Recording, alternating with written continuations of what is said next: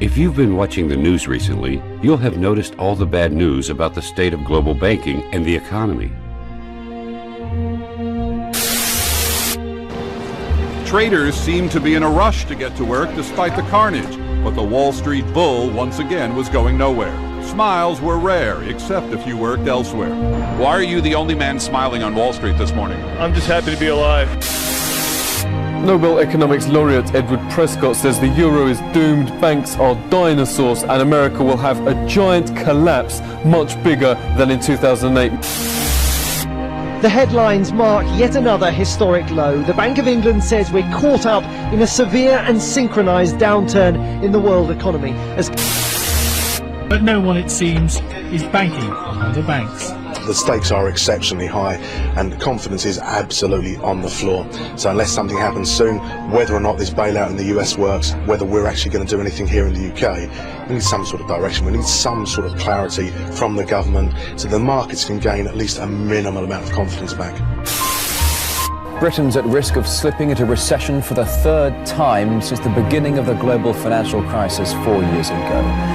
The country's economy shrank by 0.3% in the last quarter of 2012 and achieved zero growth.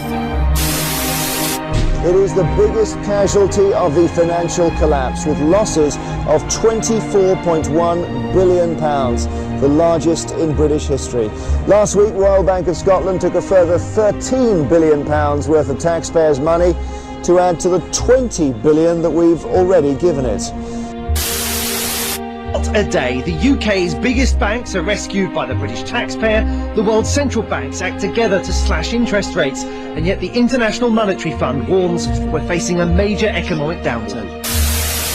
It's going to crash and it's going to fall pretty hard because markets are ruled right now by fear.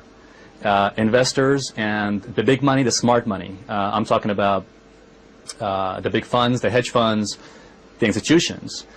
They don't buy this rescue plan. They basically, they know the market is toast. They know the stock market is finished.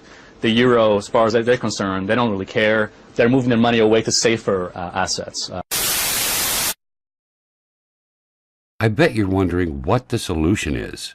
Where can you put your money to make it work for you, now that the banks are so unsafe? Binary options. Binary options. Binary options. Binary options. Binary